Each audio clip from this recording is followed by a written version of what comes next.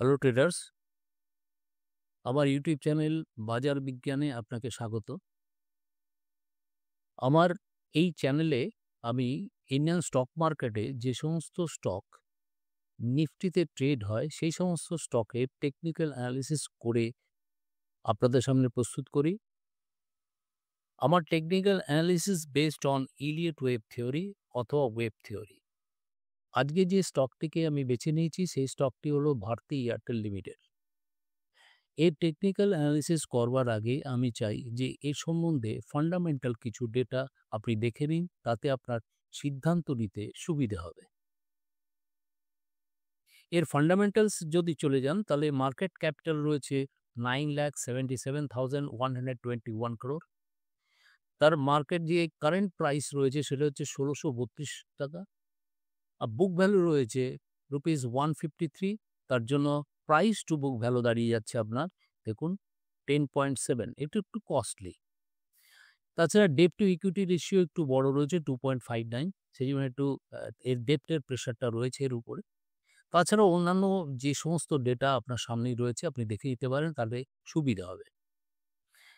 আমি যেই জিনিসটা চাইছি বলতে আপনাকে, যে এই এছাড়াও কিছু ইনফরমেশন আছে যেটা ফান্ডামেন্টাল অ্যাসপেক্টে আপনার জেনে রাখা ভালো। যেমন হচ্ছে যে ভারতী এয়ারটেল ইলন মাস্কের SpaceX এর সাথে পার্টনারশিপ করেছে, যার মাধ্যমে ভারতে স্টারলিংক স্যাটেলাইট ইন্টারনেট পরিষেবা আনা হবে। এটি একটি বড় ঘটনা, যা বিশেষ করে প্রত্যন্ত অঞ্চলে সংযোগ প্রদানের ক্ষেত্রে এয়ারটেলের ভবিষ্যতের বৃদ্ধিতে উল্লেখযোগ্য প্রভাব ফেলতে পারে। এবং একইভাবে রিলায়েন্স জিও কিন্তু স্টারলিংকের সাথে চুক্তি করেছে। তাই ভারতে স্যাটেলাইট ইন্টারনেটের বাজারে একটা ভালো হেলদি কম্পিটিশন শুরু হয়ে যাবে। এয়ারটেল কোম্পানি যে ডাইরেক্ট টু হোম ডিটিএইচ যেটা রয়েছে, সেই সেকশনটিকে ওরা টাটা গ্রুপের সাথে মিশিয়ে দেওয়ার আলোচনা চলছে। আবার এয়ারটেল পেমেন্টসে যেটা 69.94% পার্টনারশিপ ছিল বা শেয়ার হোল্ডিং ছিল, সেটা সম্পূর্ণরূপে এয়ারটেল লিমিটেডে ট্রান্সফার করে দেওয়ার কথা ভাবা হচ্ছে। এয়ারটেলের তাদের 5G রোল আউটের সাথে এগিয়ে চলেছে। এবং আরেকটা জিনিস এখনো মানে একটু বা অসুবিধার কারণ হচ্ছে যে নতুন যে Starlink চুক্তি যেটা করা হবে, তাতে রেগুলেটরি অথরিটি কি ধরনের কন্ডিশন ইম্পোজ করবে সেটা এখনই জানা যায়নি। তাহলে এইভাবে এই কটি জিনিস দিয়ে আপনি বলতে পারেন যে এর ভবিষ্যৎ কিন্তু সাংঘাতিক ভালো। তাছাড়াও যদি আপনি এর কোয়ার্টারলি ডেভেলপমেন্টের কথা ভাবেন, প্রফিট কিভাবে করছে, তাতে দেখবেন যে এর নেট প্রফিটটা ডিসেম্বর 23 থেকে কিভাবে সাংঘাতিকভাবে 4 টাইমস বেড়ে গেছে ডিসেম্বর 24 এ। সাংঘাতিকভাবে বেড়েছে। প্রফিট অ্যান্ড লসে যখন যাচ্ছেন, তখন দেখবেন আপনি এর যে নেট প্রফিটটা যেটা উম মার্চ 2020 তে আপনার -30,664 ছিল, সেইটা TTM এ দাঁড়াচ্ছে 27,074 কোটি টাকা। ভাবতে পেরেছেন কিভাবে বৃদ্ধি পেয়েছে? ব্যালেন্স শিটের মধ্যে যখন আমরা দেখছি, তখন দেখা যাচ্ছে যে এর কিন্তু রিজার্ভ ক্যাপিটাল কিন্তু সাংঘাতিকভাবে বেড়েছে। দেখে নিন, মার্চ 2020 থেকে এখনকার রিজার্ভ ক্যাপিটাল বেড়েছে। তাছাড়া ফিক্সড ক্যাপিটাল কিন্তু বেড়ে গেছে। ফিক্সড ক্যাপিটালও কিন্তু সাংঘাতিকভাবে বেড়ে গেছে। CWIP কমেছে, তার কারণ হচ্ছে ফিক্সড ক্যাপিটালও বেড়েছে। এই ধরনের কিছু তথ্য আপনার সামনে তুলে ধরা হলো। এবার আপনি যদি ইনভেস্টার্স এ মানে শেয়ার হোল্ডিং প্যাটার্ন এর ক্ষেত্রে যান, তাহলে দেখবেন যে এর প্রমোটার্স এর যে শেয়ার হোল্ডিং প্যাটার্ন রয়েছে, তার পার্সেন্টেজ রয়েছে 53.12%, এফআইআই রয়েছে 24.27%, ডিআইআই রয়েছে 19.52%, আর পাবলিকের কাছে রয়েছে 2.91%। দ্যাট মিনস এন্টায়ার কোম্পানিটা একটা প্রফেশনালসদের হাতে রয়েছে। তার জন্য এই কোম্পানিটির ভবিষ্যৎ যে আরো ব্রাইট সেটা প্রমাণ পাচ্ছে। তাহলে এইটা ছিল আপনার ফান্ডামেন্টাল সাইড। টেকনিক্যাল অ্যানালিসিস শুরু করবার জন্য আমি স্ক্রিনে আপনার কোয়ার্টারলি ক্যান্ডেলস্টিক চার্ট শো হচ্ছে। এই কোয়ার্টারলি ক্যান্ডেলস্টিক চার্ট যদি আমি লাইন চার্টে কনভার্ট করে দিই, তাহলে দেখতে পাচ্ছেন যে বিভিন্ন রকম ওয়েভ তৈরি হয়েছে। মার্কেটে যে সমস্ত ট্রেডার ইনভেস্টার্স, তাদের সাইকোলজিক্যাল অবস্থান থেকেই কিন্তু এই ধরনের ওয়েভ তৈরি হচ্ছে। কখনো তারা কিনছেন, কখনো বিক্রি করছেন, কখনো হোল্ড করছেন। এই যে বিভিন্ন রকম মানসিক অবস্থা রয়েছে, এই সাইকোলজিক্যাল এফেক্টেই কিন্তু ওয়েভ ক্রিয়েট করে। এই ফ্র্যাকটাল নেচারটা পাওয়া যায়। আর.এন. ইলিয়ট এই ওয়েভগুলোকে স্টাডি করে উনি এই ওয়েভ থিওরি সৃষ্টি করেছেন।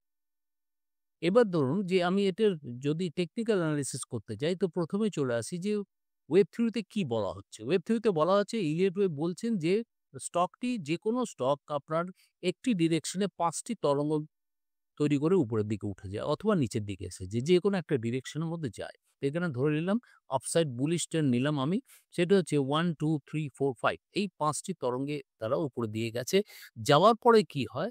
আবার সেটা ৩ টে তরঙ্গতে নিচে নেমে আসে। 1, 2, 3 যেটাকে A, B, C দিয়ে ডিনোট করা হয়। তাহলে এইখানে আমার কাজ হবে যে এই তরঙ্গ এই যে পুরো স্ট্রাকচারটি তৈরি হয়েছে তার মধ্যে এই ৫ টি তরঙ্গকে খুঁজে বের করা। এবার দেখুন এইটা হওয়ার পরে যদি আমি এটা হায়ার টাইম ফ্রেমে চলে যাই তখন কিন্তু এই ৫ টি তরঙ্গকে একত্রিতভাবে এটা একসাথে দেখা হবে একটা সিঙ্গল ওয়েভ।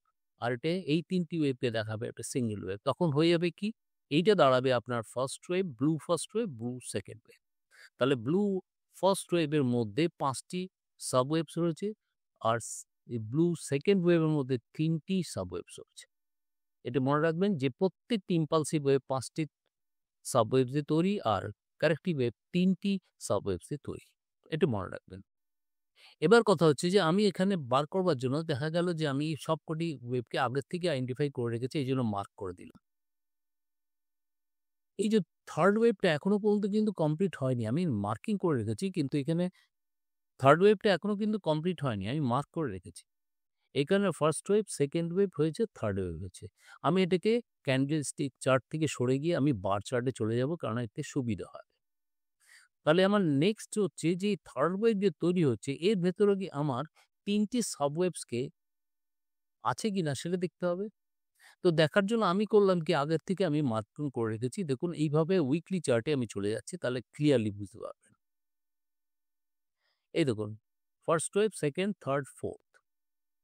এবার দেখুন এই যে ফার্স্ট ওয়েভ হয়েছে এর ভিতরে ৫ টি তরঙ্গ থাকতে হবে এটাকেও আমি মার্কিং করেছি সেটা হচ্ছে এইভাবে দেখুন ব্লু দিয়ে, ব্লু কালার দিয়ে মার্ক করেছি। 1, 2, 3, 4, 5 এই জন্য একটা ব্ল্যাক ফার্স্ট ওয়েভ হয়েছে। এবার এই যে থার্ড ওয়েভ রয়েছে, এই থার্ড ওয়েভটা ব্ল্যাক থার্ড ওয়েভ রয়েছে। তো আপনি জানেন যে থার্ড ওয়েভ হলে পরে একটি ডাউন সাইড অপোজিট ডিরেকশনে ফোর্থ ওয়েভ তৈরি হবে। সেটা ৩ টি ওয়েভ দিয়ে তৈরি হবে। এই যে যেটা বললাম এতক্ষণ সেটা হলো হিস্ট্রি। আমার আসল উদ্দেশ্য হচ্ছে আমার এই জায়গাটা কি ঘটছে এটা জানা। এটি আমার আসল উদ্দেশ্য। তাহলে এখানে এবার এই ফোর্থ ওয়েভ তৈরি হবে, মানে ডাউন সাইড আসবে। ৩ টে ওয়েভে হবে। আমি একটু ডে চার্টে চলে যাচ্ছি। ডে চার্টে গেলে পরে আপনি দেখতে পাবেন যে এই ধরনের একটা চার্ট তৈরি হয়েছে। এই ধরনের একটা স্ট্রাকচার তৈরি আছে। তাহলে এইটা ৩ টে ওয়েভ দিয়ে তৈরি হবে। ৩ টে ওয়েভ আমি এখানে মার্কিং করে দিলাম ABC এটাকে এবার আমি যদি ওয়েভ লাইন দিয়ে জুড়ে দিই তাহলে অনেকটা এরকম দেখতে মনে হবে এবং আপনি আগের থেকেই বলতে পারছেন যে স্টকটি নিচের দিকে যাবে। কিন্তু এখনই কিন্তু শেষ নয়। এটাকে আরেকটু এনালাইসিস করলে পরে আপনার জিনিসটা বুঝতে পারবেন। ১ম কথা হচ্ছে এ ওয়েভ আপনাকে বলেছি কারেক্টিভ ওয়েভ সবসময় ৩ টি তরঙ্গ দিয়ে তৈরি। এই এ ওয়েভ একটা কারেক্টিভ ওয়েভ সেইজন্য এর একটা উইং তৈরি হবে 3 ওয়েভস দিয়ে। এবার এই যে বি ওয়েভও কিন্তু একটি ৩ টি তরঙ্গ দিয়ে তৈরি হয় কিন্তু এখানে একটু আলাদা রয়েছে সেটা হচ্ছে এটা ট্রায়াঙ্গেল তৈরি করেছে। এই ট্রায়াঙ্গেলকে আমি মার্কিং করে দিলাম ABCDE। এবার ধরুন প্রত্যেকটি লেগ কিন্তু ৩ টি তরঙ্গ দিয়ে তৈরি এবং এই যে তৈরি হয়েছে নেক্সট মুভটা কিন্তু এরকমও হতে পারে, দুরকম হতে পারে। ধরে নিলাম আমি একটা হলো যেটা সরাসরি নিচের দিকে আসতে পারে, এসে উপরের দিকে যেতে পারে অথবা আরেকটি মুভ হলো যে এখান থেকে এটা তৈরি হয়ে এই যাবে, এই আসবে, এই যাবে। হতে পারে। আমি এখনো বলতে পারছি না। কারণ এখানে কিন্তু 3 ওয়েভস তৈরি হয়নি এখনো। এজন্য এটা আপসাইড গিয়ে আবার ডাউন সাইড আসবে, আবার আপসাইড যাবে। এটাও হতে পারে। এবার প্রশ্নটা হচ্ছে যে এটা কেন এরকম? আমি যদি ক্যান্ডেলস্টিক চার্টে চলে যাই তাহলে দেখুন কত সুন্দরভাবে একটা ট্রেন্ড লাইন যদি ড্র করো দেখুন কিরকম ট্রেন্ড লাইনটাকে এটা ফলো করে গেছে। এখানে ব্রেকআউট হয়েছে আবার ফলস ব্রেকআউট হয়েছে আবার নিচে চলে এসছে। দ্যাট মিনস এখানে একটা লেগ তৈরি করছে 1, 2, 3 আপসাইড যেতে পারে গিয়ে আবার নিচে আসবে। সবই অনুমান। কোনো একদম নিশ্চিত করে কিচ্ছু বলা যায় না। এবার নামলে পরে কতখানি নামবে এটা একটা আমি ধারণা করে রেখেছি। এই লেভেল পর্যন্ত নেমে আসতে পারে। ১৪৪৩ পর্যন্ত নামতে পারে অথবা তারও বেশি নামতে পারে। কেননা আপনাকে বলে রাখি যে আপনি জানেন ওয়েব থিওরিতে আরেকটা জিনিস বলে রাখি, যেটা যদি আমি উইকলি চার্টে যাই তাহলে আপনাকে আমি বুঝিয়ে দিতে পারবো যে যেহেতু সেকেন্ড ওয়েভটা সিম্পল এবং শ্যালো সেকেন্ড ওয়েভ হয়েছে, এটি কিন্তু একটু কমপ্লেক্স এবং ডিপ হতে পারে ওয়েব থিওরি অনুযায়ী। এতে কমপ্লেক্স হবে এবং ডিপ হতে পারে। ডিপ হলে পরে কতদূর আসতে পারে? একটু অনুমান। আমি অনুমান করে রেখেছি এটা কিন্তু এই লেভেলে আসতে হবে। ১২৬২ পর্যন্ত চলে আসতে পারে। আসতে পারে, কোনো গ্যারান্টি নেই। তারপর সে উপর দিকে যাবে। আপনি যদি এইটুকুনি ওয়েট করতে পারেন তাহলে কিন্তু এই স্টকটি বুলিশ। এই স্টকটি বুলিশ কিন্তু। কেননা এই ব্লাক ফিপ তারপরে হবে রেড 4 তৈরি করবে। রেড 4 তৈরি করবে, আবার সেটাকে চলে যাবে রেড 5 তৈরি হবে। এইজন্য এটা কন্টিনিউয়াসলি বুলিশ। কিন্তু এই মুহূর্তে কিন্তু এই স্টকটা নিচের দিকে আসবে। পরেরটা পরের ব্যাপার। এখন যেটা জেনে নিন এটা এখন বিয়ারিশ রয়েছে কিন্তু বুলিশ হবে তারপরে। তাহলে এইতে হচ্ছে ইলিয়ট ওয়েভ থিওরি আমাকে এইটুকুনি কথা বলছে, এর বেশি বলছে না। আমি এখন এইটাকেই বিশ্বাস করে থাকব। তাহলে এই ধরনের অ্যানালিসিস যদি আপনার ভালো লাগে তাহলে অবশ্যই এটাকে শেয়ার করবেন, বন্ধু-বান্ধবদের সাথে শেয়ার করুন, লাইক করুন, সাবস্ক্রাইব করুন। তাহলে আরো ভিডিও বানাতে আমাদের সুবিধা হবে। এটা আমি কোনো এডুকেশনাল ভিডিও, এটাতে কোনো টিপস বা রিকমেন্ডেশন করছি না। এইজন্য আমি লায়াবিলিটিও নিচ্ছি না যে এতে আপনি ভুল করবেন কি ঠিক করবেন। যা করবার আপনি আপনার অ্যাডভাইসারের সাথে কথাবার্তা বলেই করবেন। এটা জাস্ট একটা আপনাকে পিকচার তুলে ধরলাম আপনার সামনে। তাহলে এই ছিল আজকের আমার ভিডিও। অবশ্যই লাইক, শেয়ার, সাবস্ক্রাইব করবেন। Thank you very much.